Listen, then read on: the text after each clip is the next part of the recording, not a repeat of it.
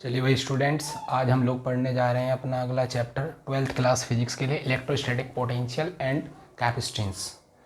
देखिए इस चैप्टर का वैसे तो बहुत ज़्यादा इंपॉर्टेंस है इस चैप्टर की, पर 2011 में जो हमारे बोर्ड एग्जामिनेशन होने वाले हैं उसमें से इसका कुछ पोर्शन हटा दिया गया है, कुछ पोर्शन इसमें से रिमूव कर दिया गया है, कुछ पोर्शन इसका आएगा और कुछ इसका हटा दिया गया है।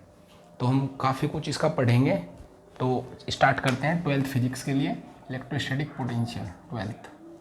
सबसे पहले ना हमें पता होना चाहिए, मैं आपको रिवाइज करा दूं, चैप्टर 1 था हमारा इलेक्ट्रोस्टैटिक चार्ज एंड फील्ड।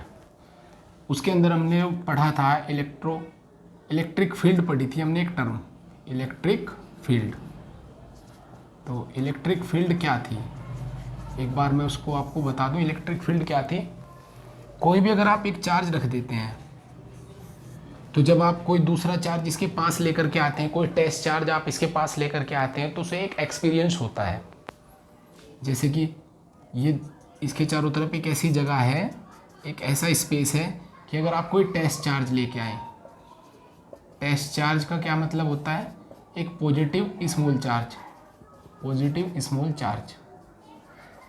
जब उसको लेकर के आते हैं, मान लो आप यहाँ पे लेके आए तो कुछ नहीं हुआ, लेकिन जैसे ही आप यहाँ पे लेकर आए तो उस पर एक फोर्स लगा।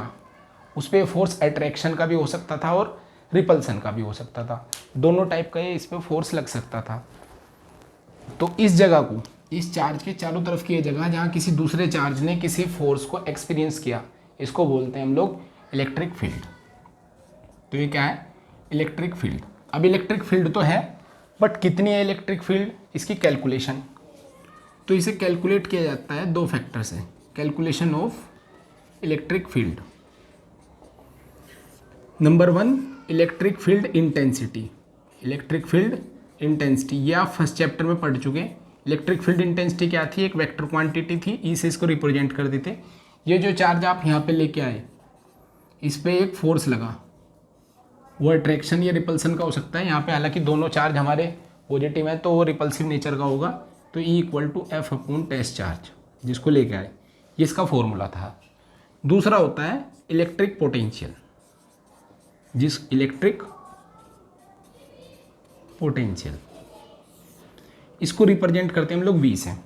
अब वी के बारे में हमें इस चैप्टर में पढ़ना, आपको देख रहा होगा कि इसके ऊपर वेक्टर लगा हुआ है, इसके ऊपर कोई वेक्टर नहीं है, तो उसके लिए वेक्टर के सारे रूल वैलिड होंगे, सुपरपोजिशन थ्योरम वैलिड होगी। मतलब अगर दो इलेक्ट्रिक फील्ड हैं तो उनको आप डायरेक्ट नहीं ऐड कर सकते। कैसे ऐड करोगे, under root of E1 square plus E2 square plus 2E1 E2 cos theta. क्योंकि पोटेंशियल एक स्केलर क्वांटिटी है, इसको आप डायरेक्ट ऐड कर सकते हो। तो अब हम पढ़ते हैं इलेक्ट्रिक पोटेंशियल। तो ये टर्म आती है हमारी पोटेंशियल डिफरेंस। मान लीजिए मेरा कोई इलेक्ट्रिक फील्ड है, ये दो लाइन है, पर ये बहुत सारी लाइन है। यूनिफॉर्म इलेक्ट्रिक फील्ड हमने बना दिया, आप नॉन यूनिफॉर्म कुछ भी ले सकते हैं। इसमें आप टेस्ट चार्ज को एक पॉइंट से दूसरे पॉइंट पे लेके जाना चाह रही हैं। ये पॉइंट ए, ये पॉइंट बी, ये इलेक्ट्रिक फील्ड है। तो टेस्ट चार्ज क्या है मेरा, क्यू नोट। तो उसे यहाँ से यहाँ तक ले जाने का जो वर्क होगा उसको हम लोग पोटेंशियल डिफरेंस बोलते हैं। तो क्या है electric potential difference, work done in moving a test charge from one point to another point in the electric field against electrostatic force. ये भी आप वर्ड लगा सकते हैं। तो आप कहाँ से कहाँ लेके गए, ए से बी। तो ए से बी तक ले जाने का जो वर्क और चार्ज, इसका जो रेशो होगा, इसको इन दो पॉइंट का पोटेंशियल डिफरेंस कहा जाएगा। जहाँ पे आप पहुँचे वहाँ का पोटेंशियल माइनस जहाँ से आप चले थे वहाँ का potential is equal to work upon charge. ये इसका एक जनरल फॉर्मूला है जिसे आपको हमेशा याद रखना। वी बी कौन, जहाँ पे आप लेके गए चार्ज को, वी ए कौन, जहाँ से आप चले थे वहाँ का potential is equal to work upon charge. कैसी क्वांटिटी है बेटा, स्केलर क्वांटिटी है, तो डायरेक्ट आप इसे ऐड और सब्ट्रैक्ट करेंगे। काम की बात क्या रहेगी, जो चार्ज है, चार्ज को पॉजिटिव या नेगेटिव साइन के साथ पुट करना। जबकि इससे पहले वाले चैप्टर में चार्ज चाहे पॉजिटिव था या नेगेटिव, आपको उसे हमेशा पॉजिटिव ही लेना था। और यूनिट क्या होगी बेटा इसकी, तो work upon coulomb, work upon charge, यानी जूल पर कूलाम, जिसको हम सिंपल वोल्ट बोलते हैं। ये हमारा पोटेंशियल डिफरेंस है। इन्फिनिटी का जो पोटेंशियल होगा, पोटेंशियल एट इन्फिनिटी, अगर इस चार्ज को आप इन्फिनिटी से लेकर आते हैं तो पोटेंशियल एट इन्फिनिटी वो जीरो होता, यानी V at infinity is zero. Infinity पे पोटेंशियल हमेशा क्या रखना आपको, जीरो। और मोस्टली हमारी जो टर्म यूज होगी ना वो पोटेंशियल डिफरेंस यूज होगी। अगर कहीं पर 12 वोल्ट लिखा तो समझ लो पोटेंशियल नहीं गिवन है, वो पोटेंशियल डिफरेंस गिवन है, तो आपको डिफरेंस वर्ड याद रखना। अब पढ़ते हैं हम लोग इलेक्ट्रिक पोटेंशियल। इलेक्ट्रिक पोटेंशियल क्या है, अगर आप इस टेस्ट चार्ज को इन्फिनिटी से फील्ड के अंदर लेकर के आते हैं, इन्फिनिटी से इलेक्ट्रिक फील्ड के अंदर लेके आते हैं, तो इसका जो वर्क होगा उसको हम उस पॉइंट पे इलेक्ट्रिक पोटेंशियल बोलेंगे। मान लीजिए मेरी इलेक्ट्रिक फील्ड है, ये इलेक्ट्रिक फील्ड है, किसी ने बनाई, किसी चार्ज ने बनाई होगी, ये सोर्स चार्ज होगा, कोई ना कोई सोर्स चार्ज जिसने इस फील्ड को बनाया। तो ये चारों तरफ एक है, आपके पास यहाँ कोई जगह है A और ये इन्फिनिटी है, आप टेस्ट चार्ज को यहाँ से यहाँ तक लेके आ रहे हैं, तो इसका जो वर्क होगा, तो कहाँ से कहाँ तक लेके आए आप, इन्फिनिटी से A तक। A इन्फिनिटी लिख दो या आप ऐसे लिख दो, upon charge is equal to potential difference वाला ही फॉर्मूला लगाता हूँ मैं, VA माइनस V इन्फिनिटी। तो A का पोटेंशियल VA और जहाँ से चले थे वहाँ का कितना, जीरो, इज इक्वल टू जो भी वर्क हुआ अपॉन चार्ज, तो VA equal to W upon Q naught. Infinity पे पोटेंशियल जीरो होता है, इसका प्रूफ भी अभी हम करेंगे, बट अभी आपको याद रखना कि इन्फिनिटी पे पोटेंशियल होता है। तो पोटेंशियल और पोटेंशियल डिफरेंस सेम थिंग है, दोनों में माइनर सा डिफरेंस है।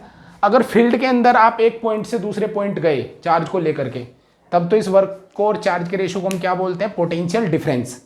लेकिन जब किसी चार्ज को हम Q नोट को इन्फिनिटी से फील्ड के अंदर लेकर के आए, तब वर्क और चार्ज के रेशियो को हम लोग क्या बोलते हैं, पोटेंशियल, इलेक्ट्रिक पोटेंशियल। यूनिट इसकी भी वही होगी, क्या, जूल पर कूलाम और वोल्ट। यहाँ से आप स्केलर क्वांटिटी वगैरह सब वही है, यहाँ से आप 1 वोल्ट की डेफिनेशन भी दे सकते हैं, दोनों से ही दे सकते हैं। 1 वोल्ट क्या होगा, देखिए अगर किसी चार्ज को 1 कूलाम के चार्ज को, अगर Q नोट मेरा कितना हो जाए 1 कूलाम, और इसे लाने का वर्क भी 1 जूल हो, तो वोल्टेज कितनी बैठेगी पॉइंट A की, 1 volt. Then VA equal to 1 volt. इसको डेफिनेशन की फॉर्म में क्या लिखेंगे, अगर 1 कूलाम के चार्ज को इलेक्ट्रिक फील्ड के अंदर लाने में 1 जूल वर्क होता है, तब इलेक्ट्रिक फील्ड के उस पॉइंट का पोटेंशियल 1 वोल्ट होगा। क्लियर। एक क्वेश्चन कर लेते हैं, उससे और क्लियर हो जाएगा। मान लीजिए मेरा इलेक्ट्रिक फील्ड है, ये इलेक्ट्रिक फील्ड है, और ये कोई जगह A, ये कोई जगह B। मान लीजिए 2 कूलाम के चार्ज को, Q कितना मेरा 2 कूलाम, प्लस 2 कूलाम के चार्ज को A से B पे ले जाया जाता है, और गिवन है आपको कि A का जो पोटेंशियल है वो 2 वोल्ट है, यहाँ से यहाँ तक ले जाने का वर्क 5 जूल है, तो B का पोटेंशियल बताना आपको। तो पोटेंशियल डिफरेंस की डेफिनेशन को यूज करेंगे। क्या है डेफिनेशन, जहाँ पहुँचे वहाँ का पोटेंशियल माइनस जहाँ से चले थे वहाँ का potential is equal to work upon charge. तो B पे आप पहुँच रहे हैं, तो यहाँ का पोटेंशियल VB, कहाँ से चले A से, वहाँ का पोटेंशियल 2 volt is equal to work कितना हुआ 5 जूल, और चार्ज था 2, तो क्या है 2.5 हो गया बिल्कुल। तो B का पोटेंशियल कितना हो गया, दोनों ऐड हो जाएंगे उधर जाके, तो 4.5 वोल्ट। इस तरह से इस पर सिंपल न्यूमेरिकल ऐसे बन सकता है। अब अगर सिंगल चार्ज हो, उसका पोटेंशियल कितना होगा वो कैलकुलेट करते हैं। तो डेफिनेशन अगली हमारी क्या है, electric potential due to a point charge. Point charge की वजह से आपको कोई इलेक्ट्रिक पोटेंशियल निकालना है। तो मान लीजिए कोई पॉइंट चार्ज है Q, और इसका पोटेंशियल आप कैलकुलेट कर रहे हैं, तो चारों तरफ क्या होगी भाई, इसकी एक इलेक्ट्रिक फील्ड होगी। तो बिल्कुल इसकी एक इलेक्ट्रिक फील्ड होगी। मान लीजिए यहाँ तक इसकी एक इलेक्ट्रिक फील्ड है, ये इलेक्ट्रिक फील्ड है, और आप इस पॉइंट P पे चेक करना चाह रहे इससे R डिस्टेंस पे कि इसका कितना इलेक्ट्रिक फील्ड बनेगा। तो आप पोटेंशियल की डेफिनेशन के अकॉर्डिंग जानते हैं कि हमें कहाँ से कहाँ तक लेके आना चार्ज को हमें इन्फिनिटी से इस पॉइंट P पर के लेकर के आना। तो ये इन्फिनिटी है भाई मेरी, ये इन्फिनिटी है, यहाँ से हम इस टेस्ट चार्ज को लेकर के चले, ऐसे चले, और जब मान लीजिए इसकी से डिस्टेंस x रह गई, कितनी रहेगी, कोई पॉइंट A था, यहाँ पे आप इसको लेकर के आ गए, ए पॉइंट पे आप इसको लेकर के आ गए, ए पॉइंट पे टेस्ट चार्ज आ चुका है, तो क्या इस पे यहाँ पे एक रिपल्सिव फोर्स लगेगा एक्स डिस्टेंस पे? तो आपका जवाब क्या होगा? तो हमारा जवाब होगा कि बिल्कुल लगेगा सर, इसके अंदर आ चुके हैं तो फील्ड पे तो फोर्स तो लगेगा ही लगेगा। तो इलेक्ट्रिक फोर्स इस पे कितना लगा? तो ऐसे रिपल्सिव एक फोर्स लगेगा F। तो कितना फोर्स लगा? Force on Q naught at A। तो इलेक्ट्रोस्टैटिक फोर्स का फॉर्मूला क्या है? K, Q1 की जगह Q, Q2 की जगह Q नोट, डिस्टेंस कितनी? X। तो Q naught upon x square इस पर फोर्स होगा। अब इलेक्ट्रोस्टैटिक फोर्स के अगेंस्ट हम इसे लेकर के आ रहे हैं, मान लीजिए लाते हुए थोड़ा सा टाइम आप B पे आए और ये छोटी सी एक डिस्टेंस थी इसकी dx, आप इसको एक dx डिस्टेंस तक लेके आए, तो इसमें एक छोटा सा वर्क डन करना पड़ेगा। तो small work done in moving Q note जो टेस्ट चार्ज है फ्रॉम B टू A का मतलब एक छोटी सी डिस्टेंस चल रहे तो B टू A ही होगा। तो छोटा सा वर्क क्या लिखोगे भाई? वर्क का फॉर्मूला होता है force into displacement into cos theta. अब थीटा की बात करते हैं। देखिए इलेक्ट्रोस्टैटिक्स फोर्स इस पॉइंट पे ऐसे लग रहा F और आप उसको लेकर के ऐसे आ रहे dx, तो फोर्स और डिस्प्लेसमेंट के बीच का एंगल कितना बन गया? 180, और कोस 180 की वैल्यू होती है -1, तो माइनस एफ डी एक्स हो जाएगा। तो ये छोटा सा वर्क हो गया। F की वैल्यू चाहो तो रख लो Q naught upon x square dx minus में। ये वर्क है A से B तक का। आपको कौन सा वर्क निकालना? टोटल वर्क निकालना मेरे को। कहाँ से कहाँ तक का? इन्फिनिटी से पॉइंट P तक का। तो हमने लिख लिया कि total work done moving charge from infinity two point P। Infinity two point P को भी एक वैल्यू के हिसाब से लिख लो। जब इन्फिनिटी है तो क्या मेरा x इन्फिनिटी के इक्वल हो जाएगा, और जब P पे लेके आएंगे तो x और r इक्वल हो जाएंगे। यानी from x equal to infinity to x equal to r तक इसका वर्क। ये इंटीग्रेशन क्यों किया जा रहा है? क्योंकि इसको आप धीरे धीरे लेके आ रहे हैं, सारे वर्क जोड़ने पड़ेंगे। और इलेक्ट्रिक फील्ड एक कंजर्वेटिव फील्ड है। जब कभी भी आपको कंजर्वेटिव फील्ड मिले तो आपको वर्क निकालना, तो आप डायरेक्ट इंटीग्रेशन यूज कर सकते हैं। 3 इंटीग्रेटिव फील्ड आपको यूज करने हैं। इलेक्ट्रोस्टैटिक फील्ड में आप लगा सकते हैं इसको। दूसरा ग्रेविटेशनल होता है, वहाँ पे भी ऐसे एक प्रूफ किया जाता है।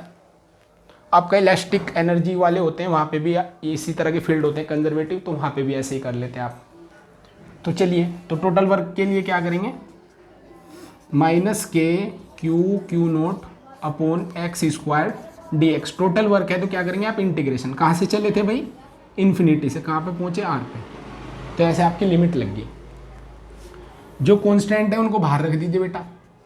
तो -K Q नोट तो बाहर, इंटीग्रेशन किसका होगा? dx upon x square. Infinity से R इसकी लिमिट थी। ये एक फेमस इंटीग्रेशन होता है, 11th में आप पढ़ते भी हैं। किसका होता है जरा याद है?